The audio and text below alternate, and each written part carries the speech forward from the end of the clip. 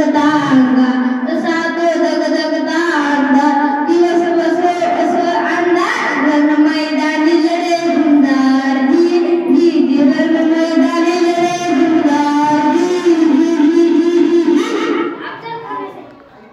अफजल खानाच्या वधानंतर त्यांचा मुलगा फाजल खान आणि क्षितिजवर त्याने प्रचंड पराक्रम पणाला लढवलेला आहे. पण शक्तीपेक्षा युक्ती महत्त्वाची असते.